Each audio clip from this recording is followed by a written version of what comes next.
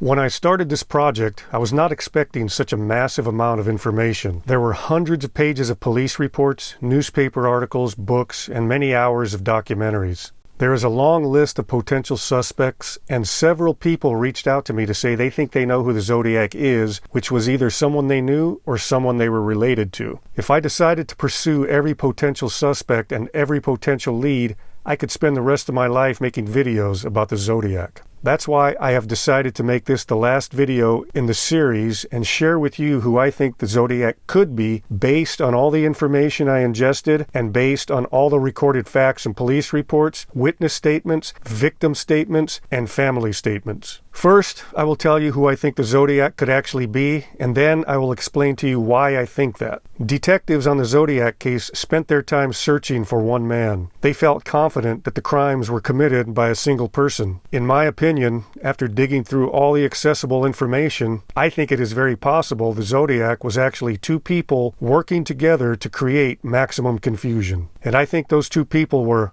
Arthur Lee Allen and Lawrence Kane. Why do I think that? I will explain it starting with Arthur Lee Allen. The first factual evidence tying Allen to the Zodiac was a conversation he had with Don Chaney on January 1st, 1969. During that conversation, Arthur Lee Allen told Don Chaney 7 exact things Zodiac did or wrote about. The 7 things he told him on that New Year Day were, number 1, he said if he was a killer, he would kill couples at random, which is what the Zodiac did at Lake Herman Road, Blue Rock Springs Road, and Lake Berryessa. Number 2, he said he would taunt police with letters detailing his crimes, which is exactly what the Zodiac did. Number 3, he said he would sign the letters with the cross-circle symbol from his Zodiac watch. Number 4, he said he would call himself Zodiac. Number 5, he said he would wear makeup to change his appearance, which is what Zodiac mentioned in his November 9th, 1969 letter to the San Francisco Chronicle, where he said, "I look like the description passed out only when I do my thing. The rest of the time, I look entirely different. I shall not tell you what my disguise consists of when I kill." Number 6, he also said he would fool women into stopping their cars in rural areas by claiming they had problems with their tires and then loosen their lug nuts and eventually take them captive. This is exactly what happened to Kathleen Johns. Number 7, he said he would shoot school children, and his exact words were, according to Don Chaney, picking the little darlings off as they come bouncing off the bus. This is what Zodiac said in his October 13th, 1969 letter to the San Francisco Chronicle after the murder of taxi driver Paul Stein. "School children make nice targets. I think I shall wipe out a school bus some morning, just shoot out the front tire, and then pick off the kiddies as they come bouncing out." In previous conversations, Arthur Lee Allen told Don Chaney 2 other exact things the Zodiac mentioned. Once on a hunting trip together, Chaney said Allen asked him, "Have you ever thought of hunting people?" Then Allen mentioned a book he was interested in titled The Most Dangerous Game. It was about hunting people. Arthur Lee Allen said it would take the most skill and be the most interesting. There are hints to this statement in part 1 of the Zodiac's 3-part cipher where it says, "I like killing people because it is so much fun. It is more fun than killing wild game in the forest because man is the most dangerous animal of all to kill." And the other bit of information Arthur Lee Allen mentioned to Don was about putting a pen light on a barrel of a gun so you can shoot at night. Don remembered this because he thought it was a novel idea and very interesting at the time Allen told him about it. Altogether, those are 9 exact things Allen mentioned to Chaney that the Zodiac did or said. Don Chaney took a lie detector test, and the results were inconclusive. He took a second test, and the results said he was not lying. Arthur Lee Allen's younger brother Ron was very good friends with Don Chaney. They were roommates in college, and Don actually met Arthur Lee Allen through Allen's brother Ron. Ron said that Don Chaney was a very responsible guy, and if he said that about his brother, then it is probably true because Don was not the kind of guy to make things up.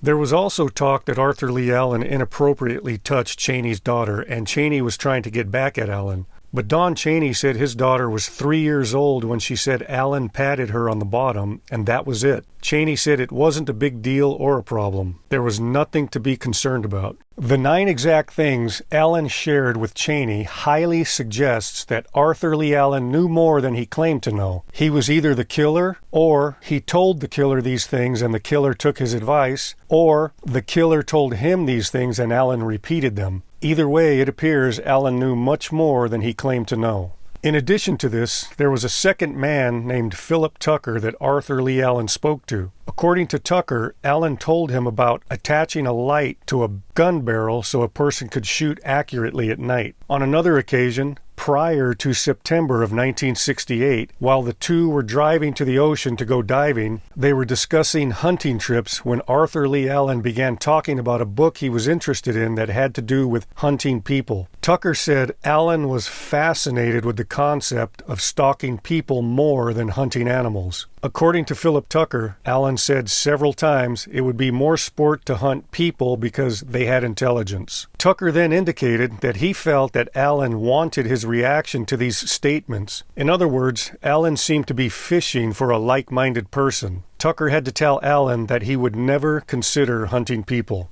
Another interesting fact is that Don Cheney and Philip Tucker did not know each other or know about each other. The only thing they had in common was they both knew Arthur Lee Allen. In addition to this, once when Philip Tucker and his wife Joan Tucker were visiting Arthur Lee Allen at his home, they said he showed them a letter that he took out of a gray metal box in his basement room. It was supposed to have been written by a person committed to a Atascadero State Hospital for child molestation. This person wrote that he had been betrayed by his attorney. Mixed in with the wording were various symbols. According to Joan Tucker, some of the symbols were identical to the symbols used in the Zodiac ciphers. As a result of Don Cheney's information, on September 14, 1972, the San Francisco Police Department obtained a search warrant for the trailer Arthur Lee Allen was living in at the time. He was at 2963 Santa Rosa Avenue, at this trailer park, here, in space A7. Friends and family were eyewitnesses to Allen writing equally well with both hands. He was ambidextrous. However, during the warrant search, he was asked to give a writing sample with his right hand, and he said he was unable to write with his right hand. If he truly had nothing to hide, then why did he lie about not being able to write with his right hand? Here is the sample he gave when they asked him for a right-hand writing sample while he lived in the trailer at 2963 Santa Rosa Avenue. You can see the address scribbled in right here. During the murders, Allen lived at 32 Fresno Street.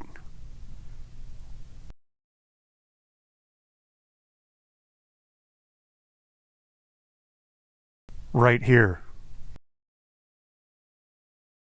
From his 32 Fresno Street home to the Lake Herman Road crime scene is 6.3 miles, or 10 kilometers.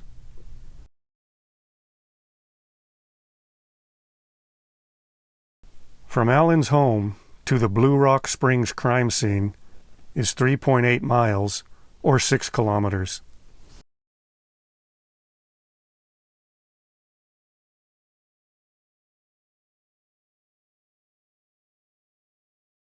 After the Blue Rock Springs shooting, the killer called the Vallejo Police Department from a Union 76 gas station at the corner of Tuolumne Street and Spring Road. This gas station is 4/10 of a mile, or 6/10 of a kilometer, from Allen's residence and 8/10 of a mile, or 1.3 kilometers, from the Vallejo Police Department. The distance from Allen's residence to the Vallejo Police Department is 9/10 of a mile. That's 1.5 kilometers. David Faraday lived at 1930 Sereno Drive, and Betty Lou Jensen lived at 123 Ridgewood Court. Darlene Farron lived at 1300 Virginia Street, and Mike Mageau lived at 864 Beechwood Avenue. All of these locations are a short distance from where Arthur Lee Allen lived at the time of the crimes. The distance from Allen's residence to the Lake Berryessa crime scene is 43 miles. That's 69 kilometers. And according to Don Cheney, Arthur Lee Allen made many trips up there as a youth and as an adult, so he was very familiar with the area. 9 days after the Lake Berryessa stabbing, for unknown reasons, Sergeant John Lynch of the Vallejo Police Department questioned Arthur Lee Allen. Allen told Lynch he was planning on going to Lake Berryessa that weekend, but instead decided to go to Salt Point Ranch near Fort Ross to go skin diving on the coast. On August 4, 1971, San Francisco police detectives Dave Toschi and Bill Armstrong questioned Allen, and he volunteered that he spoke to Sergeant John Lynch about going to Salt Point Ranch. Then, during the questioning, without prompting, Allen made the following statement, quote, "The 2 knives I had in my car with blood on them, the blood came from a chicken I had killed. This implies that law enforcement may have seen knives on his front seat for some reason, and he thought the 2 detectives questioning him knew about it. The Lake Berryessa crime was done by stabbing, and the 2 detectives had no knowledge of those knives." He also shared with the 2 detectives that in high school he read the book The Most Dangerous Game. It's about a man shipwrecked on an island being hunted by another man like an animal. He told both Don Chaney and Philip Tucker about this book. Then, while being questioned, he also told Armstrong and Toschi. In a documentary titled His Name Was Arthur Lee Allen, full documentary, starting at about 29 minutes and 14 seconds, Don Chaney makes the claim that Arthur Lee Allen wanted to kill people for money. In other words, Arthur Lee Allen wanted to be a hitman. On the same documentary, Ralph Spinelli made the claim that Arthur Lee Allen approached him in October of 1969 and said in so many words that he could be a hitman for him. Ralph thought the police sent him there and had him wired. Spinelli then said, "You sound like you're Looney Tunes to me, and I don't want anything to do with you." Allen then said, "I'm Zodiac," and to prove it to him, he said he would kill someone in San Francisco. Shortly after Paul Stine was killed, the next time Allen met up with Spinelli, he said, "I told you. You believe me now?" Spinelli's response was, "I do believe you now, and now you really better get away from me." If what Ralph Spinelli said is true, which it appears to be true, then that means there were 3 individuals that Arthur Lee Allen shared information with that only the Zodiac could know. And these 3 individuals did not know each other or know about each other. The only thing they had in common was that they all knew and interacted with Arthur Lee Allen. In 1991, Vallejo Police Department investigator George Baywart put a lineup of photos in front of Mike Mageau. He expected him not to recognize anyone. After Mike stared at the photos for about 20 seconds, he pointed to the photo of Arthur Lee Allen and said, quote, "That's him, that's the man that shot me," end quote. Baywart was taken by surprise. The photo he used was from Arthur Lee Allen's 1967 driver's license. As a result of this, Baywart was able to obtain a search warrant for Arthur Lee Allen's residence at 32 Fresno Street in Vallejo. They listed everything they found on this report. 4 pipe bombs, 1 primer cord. Many of the items here seem to be exactly what the Zodiac was describing in his letters talking about blowing up a school bus. And item number 24, a Zodiac C. Wolf watch, and item number 25, miscellaneous papers and news clips about the Zodiac. Investigator George Baywart was going to use this evidence to bring Allen up on bomb charges and charges related to the Zodiac. However, Arthur Lee Allen died before any charges were brought against him. Now here are some facts about Lawrence Kane. After the death of Darlene Ferrin, Darlene's sisters Linda and Pam both independently identified Lawrence Kane when asked if there was anyone in Darlene's life they thought could do this. They both also said that he was the man Darlene was afraid of because she saw him kill someone. 19 years later, in 1988, Detective Harvey Hines located Darlene's sister Linda. He placed 6 black and white photos in front of her. After studying the photos for a few seconds, she reached out and picked a photo of Lawrence Kane. She began sobbing almost uncontrollably and said, "Thank God it's over. Thank God it's finally over." Then, without prompting, Linda recalled that when the man in the photo smiled, only part of his face would move. Linda said it was like it was frozen. Lawrence Kane's head injury to the left side of his head did partially paralyze the right side of his face. Hines then took the same photos to Darlene's sister Pam, and she also picked Lawrence Kane out of the lineup. Harvey Hines also took the Lawrence Kane photo to Officer Don Falk, who saw the Zodiac after the Paul Stine murder. Falk said from all the photos he saw over the years that this was the best likeness to the man he saw walking that night. Falk was also shown a photo of Arthur Lee Allen, and he said that Allen was much bigger than the man he saw that night, and that Allen outweighed the man he saw that night by about 100 pounds. Darlene Farron's babysitter Karen described the man waiting in a car outside Darlene's apartment as heavy-set, middle-aged white male adult, very round face, curly, wavy dark brown hair. This description, along with Darlene's sister's identification, highly suggests Lawrence Kane. And, like mentioned earlier, Darlene told Karen she had seen this man kill someone. This clearly points to Lawrence Kane. On March 22, 1971, the Zodiac sent a postcard to the San Francisco Chronicle taking credit for Donna Lass's disappearance and referred to her as victim number 12. It became known as the Sierra Club postcard. When Detective Harvey Hines became involved in the case through his own volition, he went to Lake Tahoe to look into the disappearance of nurse Donna Lass, which occurred on September 6, 1970. She was working at the Tahoe Sahara Hotel at the time. Hines spoke to 3 women separately who worked at the hotel where Donna was a nurse. All 3 women mentioned the name Larry Kane. They described him as strange and creepy, 40-ish, short dark hair receding slightly at the temples, and sort of a potbelly. About 5 feet 9 inches tall, 170 pounds, dressed conservatively, and wore horn-rimmed glasses. He sold timeshares to condominiums located in Arizona, and his office was across the hall from Donna Lass's nursing station. They said he was a loner and spent a large amount of time at the nurse's station talking to Donna. All 3 women said Donna never dated him, but he asked her out on at least one occasion. Hines discovered through DMV records that Kane's true name was Lawrence Klein, and he had aliases such as Larry Kane, Lawrence Barton, and Larry K. He also had 3 different social security numbers under different names. He had 2 different driver's licenses and claimed 2 different birth dates. He also had been arrested 19 times between 1946 and 1968.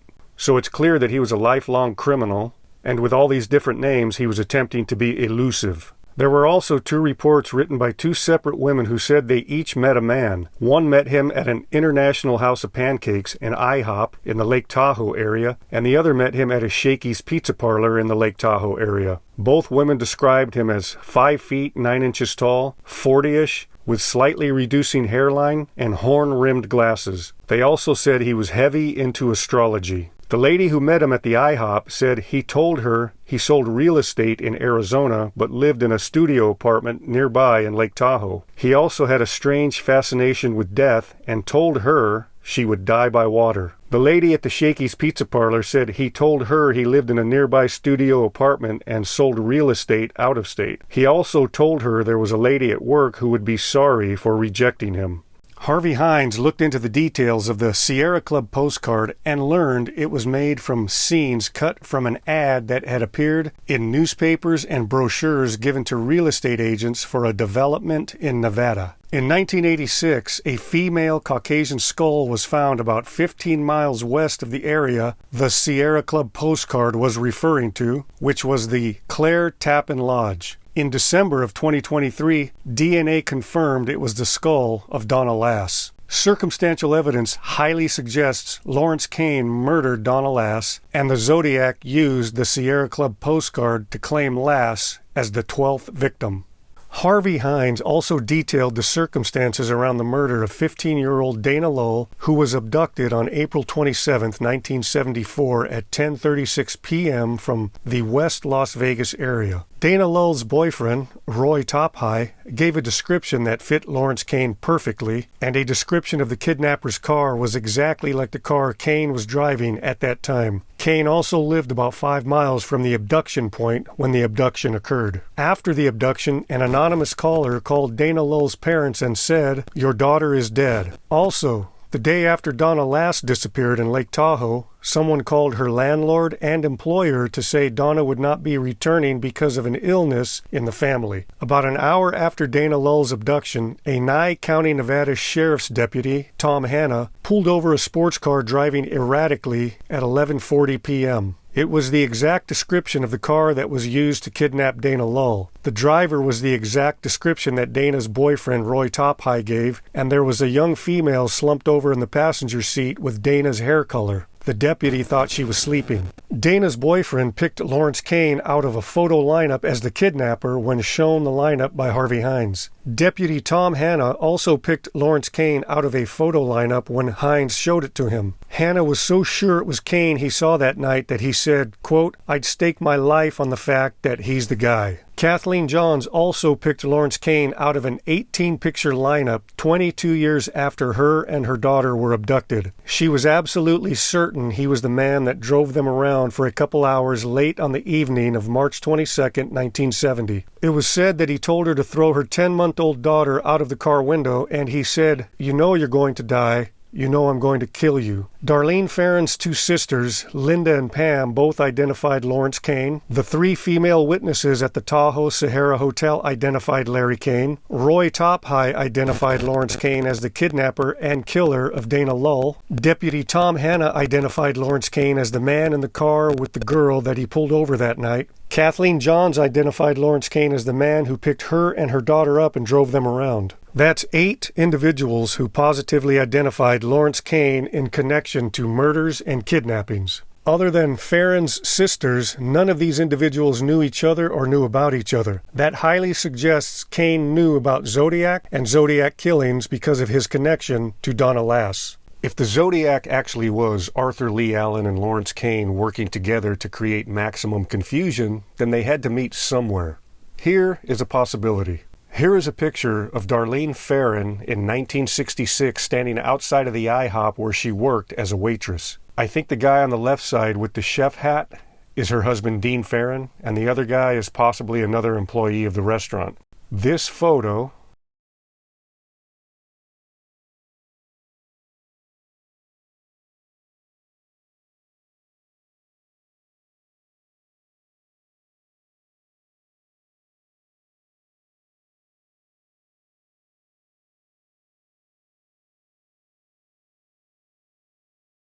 was taken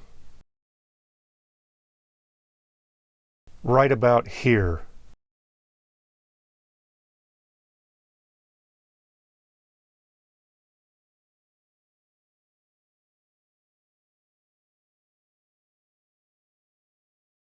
According to Don Chaney, in 1966, Arthur Lee Allen took him to this IHOP because Allen wanted him to see a waitress he was interested in. Allen said the waitress was very nice to him and he thought she might be interested in him. Don could not remember all the details of the waitress other than she was kind of plain looking and had brownish hair. That waitress was most likely Darlene Ferrin. Darlene was known as a very good waitress and unfortunately had many men stalking her because she may have given off the wrong signal in an attempt to earn more tips. This is where Darlene worked.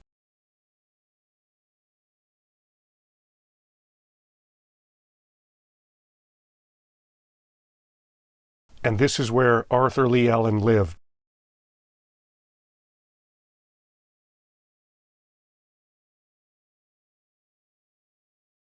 It is also a fact that Lawrence Kane knew Darlene Ferrin. Darlene's sisters said Kane was once at Darlene's house during one of her parties, and he was sitting on the couch as the out-of-place older man among all the young hippies. That means it is very possible that Arthur Lee Allen and Lawrence Kane met each other in a restaurant where Darlene Ferrin worked, possibly the IHOP, because they both had an interest in Darlene. According to Don Chaney, Arthur Lee Allen was talking about hunting people and said it would be the most interesting. Chaney didn't give it much credibility or take him seriously because Chaney is not a sociopath. Philip Tucker said to detectives that Arthur Lee Allen asked him what he thought about hunting people. Tucker said he could never consider hunting people, and he also said that he got the impression that Allen wanted to get an idea of what he thought about the concept of hunting people. In other words, Philip Tucker was basically saying that Arthur Lee Allen was fishing for a like-minded person. It seems very possible that if Allen and Kane met in a restaurant Darlene worked at and Allen shared the concept of hunting people with Kane, then Kane, being a sociopath, would not only love the idea but probably add to it and elaborate on how it can be successfully accomplished.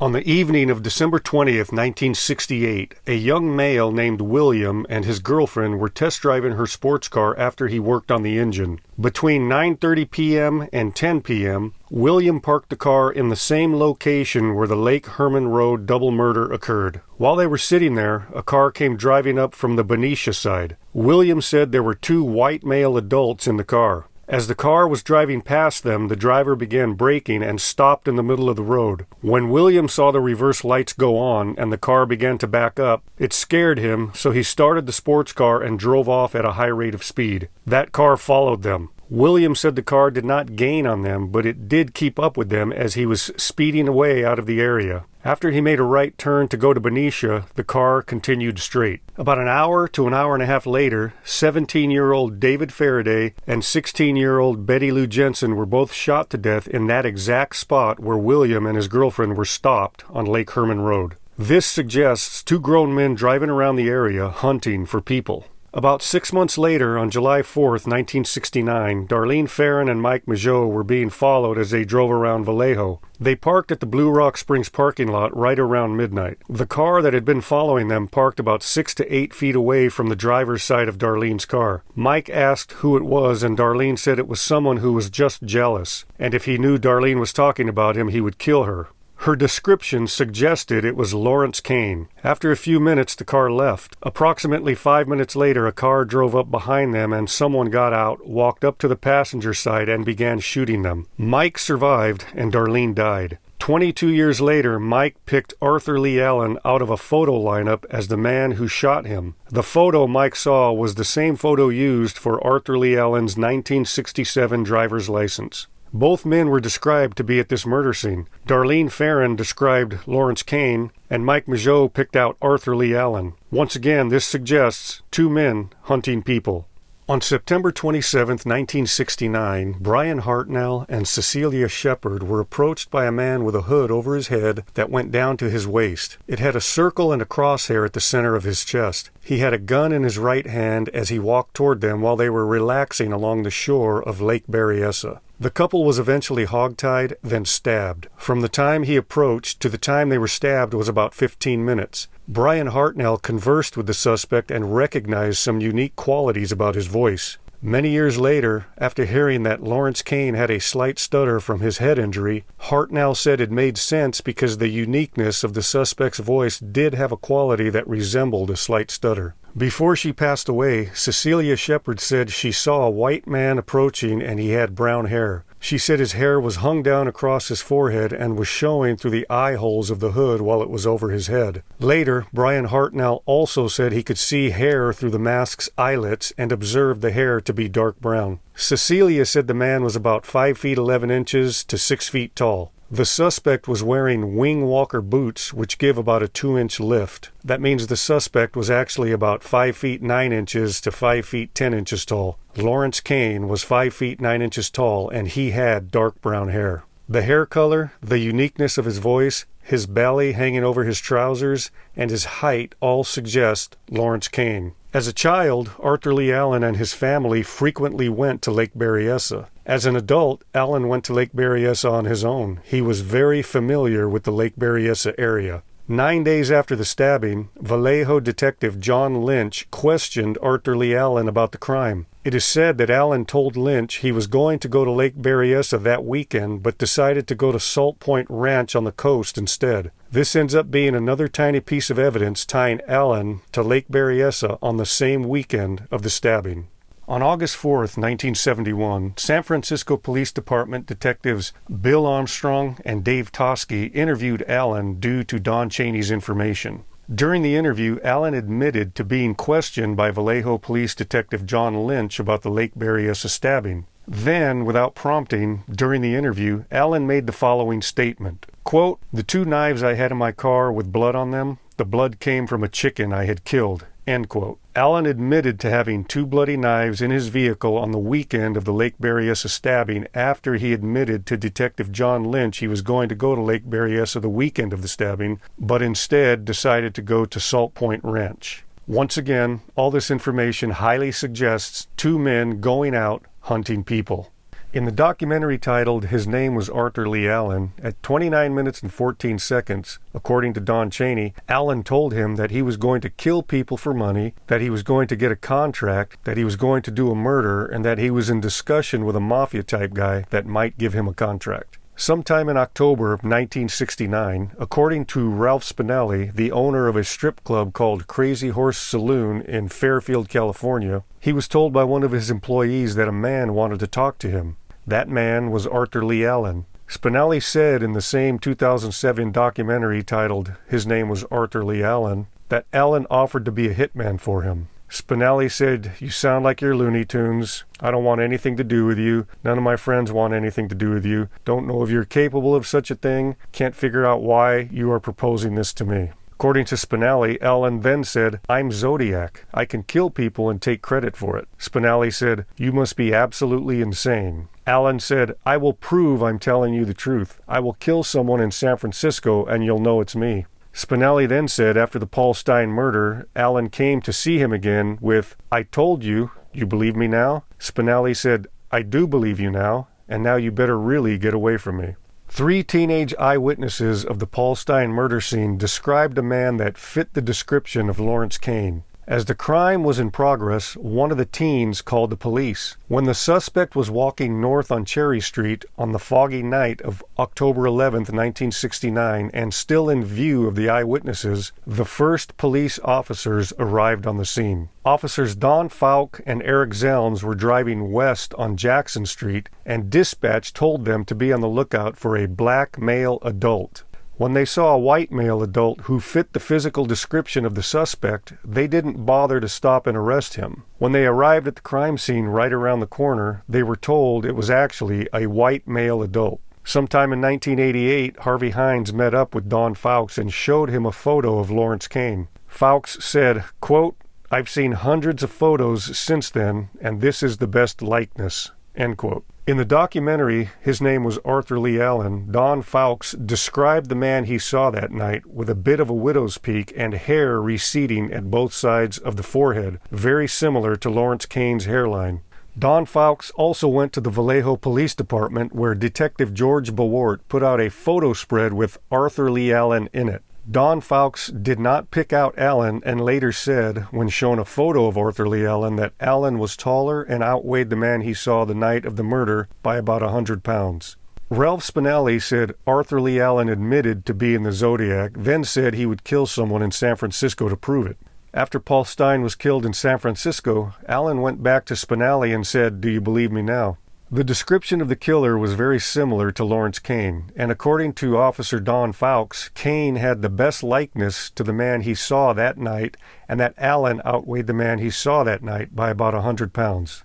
The teenagers gave the first known description of the Zodiac to the police sketch artist. He was wearing horn-rimmed glasses. Lawrence Kane wore horn-rimmed glasses. 9 months after the last known Zodiac killing, Kane moved to Lake Tahoe in June of 1970. People who knew him said he wore horn-rimmed glasses but refused to take photos with his glasses on, possibly because there were 3 teenagers and Kathleen Johns who might recognize him had they come across the photos. Once again, all of this information highly suggests 2 men working together hunting people, and strangely enough, those 2 men consistently seem to be Arthur Lee Allen and Lawrence Kane. As a result of Don Chaney telling Armstrong and Toschi what Arthur Lee Allen told him, they were able to get a search warrant on Allen's trailer in Napa. During the search warrant, police asked Allen for a writing sample. He gave one with his left hand, and when asked to give one with his right hand, Allen said he could not write with his right hand. Allen was born left-handed. His teachers forced him to write with his right hand. His relatives all said he was ambidextrous and was very capable of writing with both hands equally as well. They were eyewitnesses to him writing with both hands. Allen's friends also said he was capable of writing equally well with both hands because they too were eyewitnesses to him writing with both hands.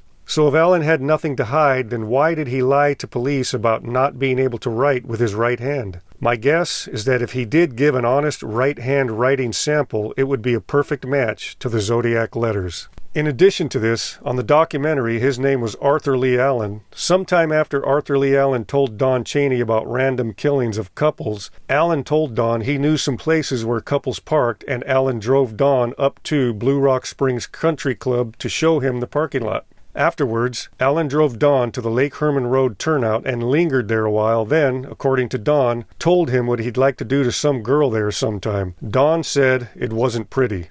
Don also said as he and Allen sat there at the Lake Herman Road location, Allen kept talking and he kept slipping from present tense to past tense, and Don thought that maybe this was already history. After scrutinizing all the information I have gone over, this is my opinion on the Zodiac murders. I think both men met at a restaurant where Darlene Ferrin worked. I think Arthur Lee Allen asked Lawrence Kane what he thought about hunting people. I think Kane liked the idea and the two collaborated on how they could successfully achieve it. I think the two men were out hunting for young couples on the night of December 20th, 1968. They finally came across David Faraday and Betty Lou Jensen. I think Arthur Lee Allen did the shooting that night because he was the one who mentioned to several people about putting a pen flashlight on the barrel of a gun so you could accurately shoot at night. I think Lawrence Kane followed Darlene Ferrin and Mike Mageau on the night of July 4th, 1969 to Blue Rock Springs parking lot. He may or may not have been alone. After he left, a car pulled up behind them approximately 5 minutes later, and the driver got out and shot them. It is said that he was a lone driver, and Mike Mageau later identified Arthur Lee Allen. Mike was certain it was Allen. I believe Allen and Kane planned and worked together that night, possibly with separate cars, maybe with the same car, but they worked together that night to hunt people, and they got the woman they were both infatuated with and probably angry at for some twisted reason. Mike happened to survive, but he too was supposed to die.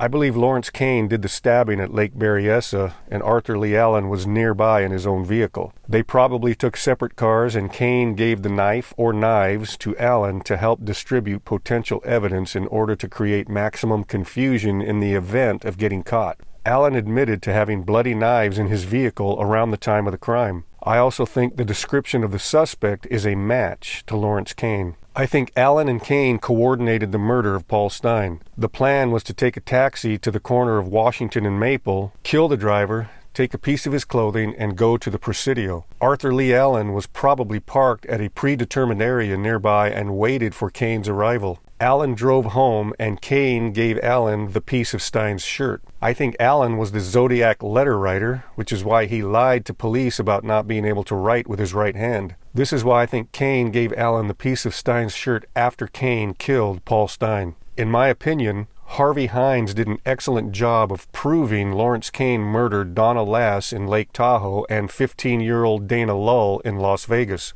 After both of these murders, the killer made phone calls. In the Donna Lass case, one call to her landlord and one call to her employer to say she would not be returning because of family problems. In the Dana Lull case, a male called her family to say their daughter was dead. I think Lawrence Kane was the one who made the Zodiac phone calls, and Arthur Lee Allen was the one who wrote the Zodiac letters. Lawrence Kane's writing samples look nothing like the Zodiac's writing.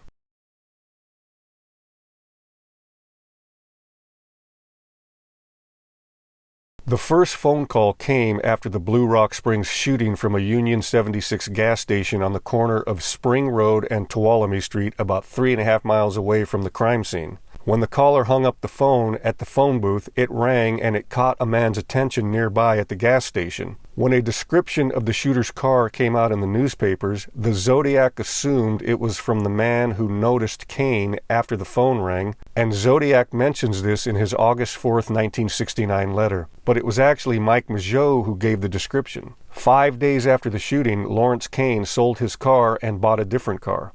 He and Allen would have had to communicate so Allen could write who Kane thought gave the color of his vehicle to police. There was plenty of time for them to communicate because the August 4th letter came out a month after the Blue Rock Springs shooting. After the Lake Berryessa stabbing, the second Zodiac call was made from a phone booth at the Napa Car Wash at 1231 Main Street in Napa. The description of the suspect at the crime scene fit Lawrence Kane. Most likely, Arthur Lee Allen took the knives with him as Kane went to Napa to make the call. After the Paul Stine murder, Kane had to get the pieces of Stine's shirt to Allen so he could include a piece of it in the letter he sent to the San Francisco Chronicle 2 days later on October 13th. In the letter it writes, I am the murderer of the taxi driver over by Washington Street and Maple Street last night. To prove this, here is a bloody stained piece of his shirt. The words last night mean the letter was written the next day. This is why I think Allen waited for Kane at a predetermined location, drove Kane back to his residence at 217 Eddy Street, and took the piece of shirt home with him that night and wrote the letter the next day. Keep in mind, Kane's residence at 217 Eddy Street is 3 blocks south and 1 block west from where Paul Stine picked up the killer at the corner of Mason Street and Geary Street. 1 block to the east of this intersection is Union Square, where the killer used a payphone to call the taxi. This October 13th, 1969 letter is also the letter that got Don Chaney's attention because it mentioned shooting kids as they come bouncing out of the bus. He went to the police, but they didn't get around to questioning Arthur Lee Allen until August 4th, 1971. In the meantime, the Zodiac killings seemed to stop, but the Zodiac letters continued. October 22nd, 1969, a mental patient claimed to be Zodiac called into a morning television show in San Francisco hosted by Jim Dunbar and celebrity lawyer Melvin Belli. On November 8th, 1969, the San Francisco Chronicle received a card from the Zodiac with a cipher that was solved 50 years later that said he was not the one on the morning show and that he's not afraid of the gas chamber. The card became known as the dripping pen card with the Z340 cipher. The next day, on November 9th, 1969, Zodiac sent a 6-page letter to the San Francisco Chronicle explaining several things, including his bus bomb design. This letter also came with another piece of Paul Stine's shirt.